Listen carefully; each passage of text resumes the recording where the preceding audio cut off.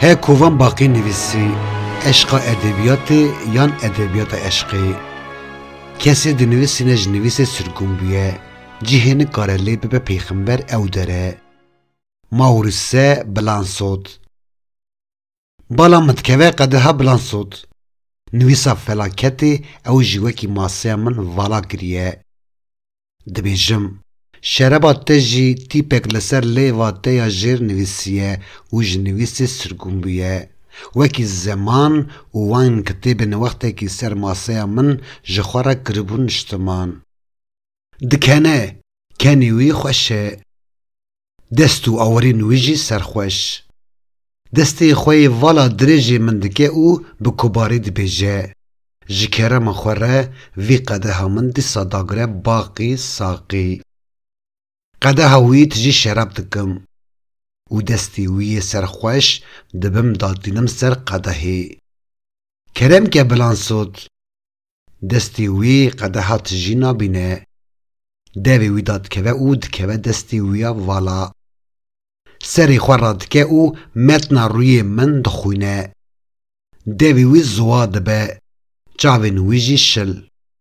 راد به سر خواه کشتنا هیتلر جناوا تلیکین وی دوشه هاو گناهین فرانسا دبینن دبیریکین وی ده پر فرانسی دمینم جحال و حوال وی را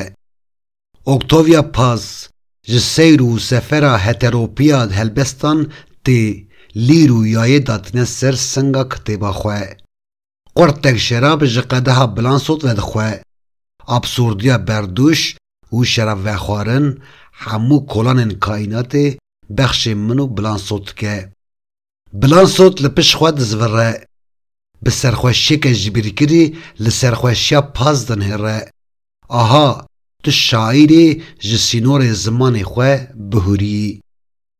پاز دبی پنابر زمین و به زمانه که پنابر دبیجه شیر شاله که و تنبونا من دنخومینه تلیکا اشهد یا بلانسوت بلند به جدسته کالکی من بهتر درجه فه لسر گوپال لیوینوی و دبیجه هش هکه تلچاقا خواه گهدار بکی توی فیر ببی به چاوا بدنگی که نظم جتر دبیجه لسر ناوی من ناخوه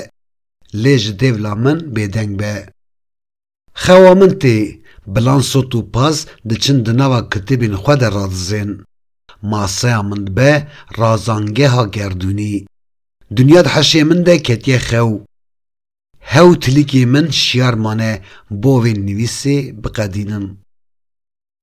جبو گوتنین من وکی جوانی ده کاغذا زمین ده که نبن و نبن بیربونه کی بری دایم مرنی ده چرنن زکی حقیقت و فیرار دکنجی ایدی چخماق هینه کاغذ شوتینه جی زرخ جهینه و ده ناهل گوتن بشوتن عشق هلبستا من للنویس کا ازمن نویسی جغارت داوی دنوا لیوین من ده سرخوشت که گوتنین بنگی و سرسریج دوی تلیکی من درجن از دبم نبونه که نمر و گوتنین من دبن مرجانن بتاین پوری الهه کی و دار وکری دوی حقیقت او هینه دبه برچیبونه که حیری زمان دبه چاوه کی وکری لسر ریا عشقا جیانه برفراتر او ج ادبیات ودتر عشق ادبیاتیه اف یان ادبیات عشقی ها کوان باقی نویسی شکرما خوره کانال دیارنامه یوتیوب بشوپینن و لزنگل حشیاری بدن بمینن دنوا خیر و خوشیه ده حتی خواندنا گوتره کیدن